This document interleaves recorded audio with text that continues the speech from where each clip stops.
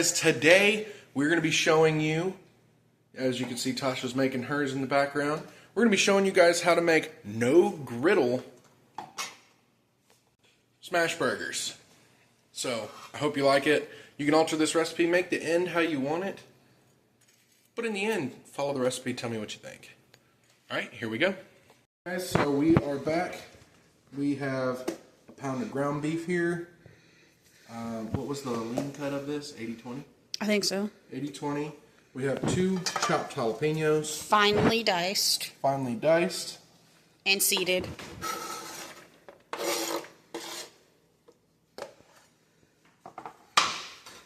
And we have some chopped onion that we're going to go in with.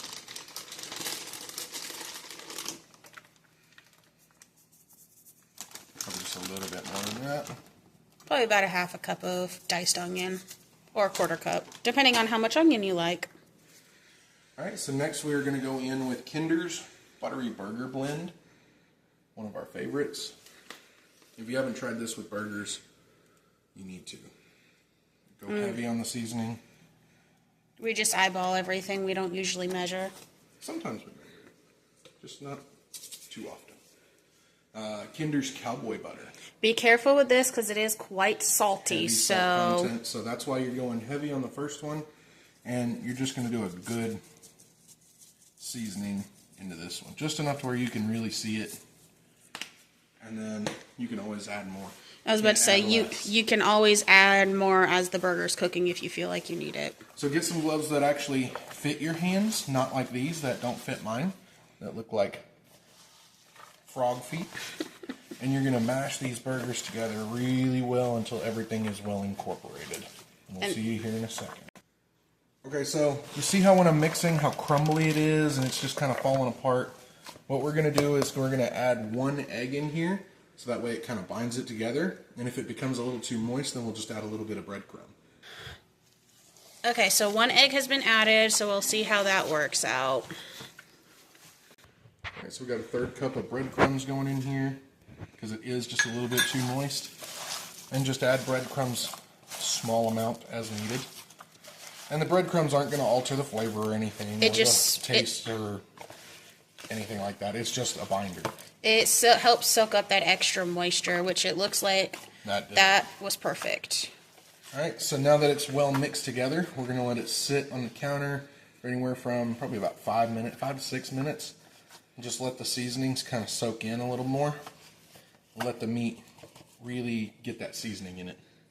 So you're going to go ahead and pre-cut some parchment paper into small squares, and you're going to lay them on a plate. I went ahead and swapped out with Tosh because she wanted to make the burgers themselves. So you're going to get a patty that just barely kind of fits in the palm of your hand, and you're going to make it a nice ball.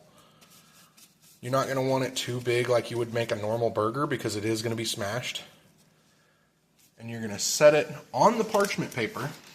Put a second piece of parchment paper on top. I press it down just a little bit so it sticks to it. And then you're going to want to take a heavy bowl and just smash it down to where it gets as flat as possible.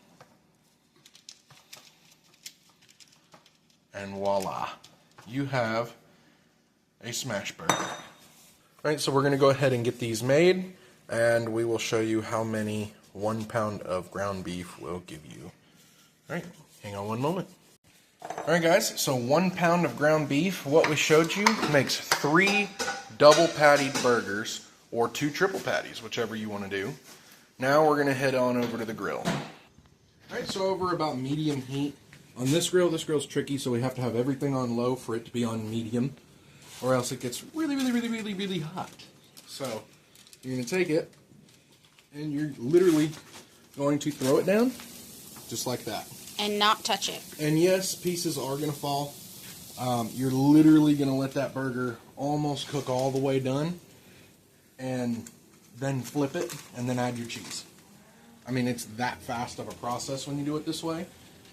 And we do have a griddle, but not everybody does. So it's nice that you can cook these without a griddle and have a nice flame char and have good flavor. So I am going to get these cooked and show you here shortly when to flip. Alright guys, so the way you're going to test is see how it's not really falling apart.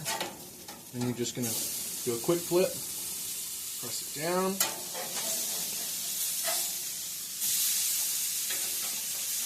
You might have a couple little stragglers there. That one's not ready yet.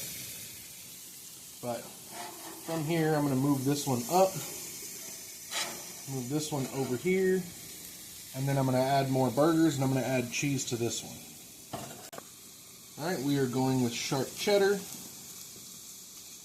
we're going to let that get toasted on there, and we will pick it up from there. Once your cheese is melted like you see here, you're going to want to take the smaller of the two patties, put it on top, try to get it as centered as you can, and that one is done, ladies and gentlemen. That is your double smash patty.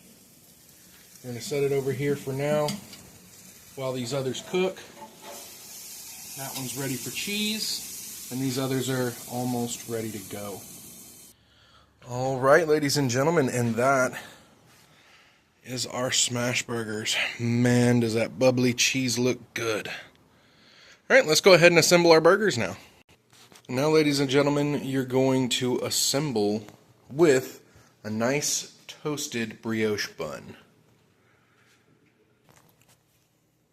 Right now it's lightly toasted. It's enough to where it won't fall apart. How Chris likes it is mayo,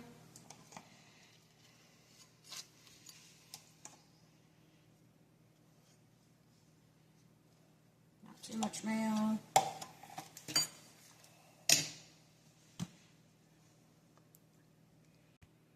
Mustard.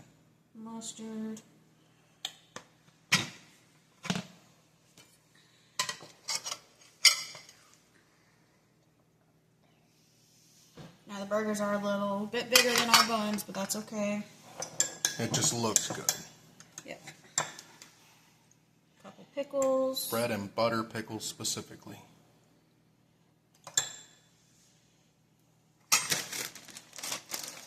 And you can use shredded or actual lettuce, leafed lettuce.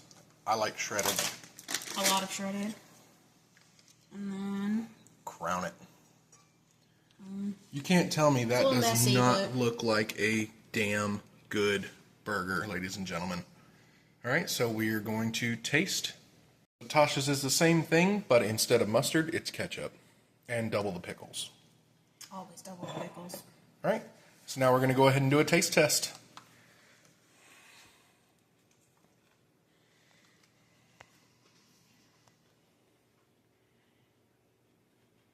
It's pretty good. Genuinely, it needs a burger sauce.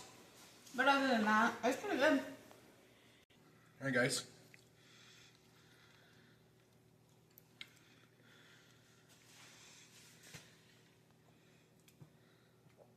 %. It does need a good burger sauce, so we're gonna get to work on a burger sauce recipe for this and do an update video maybe in another season.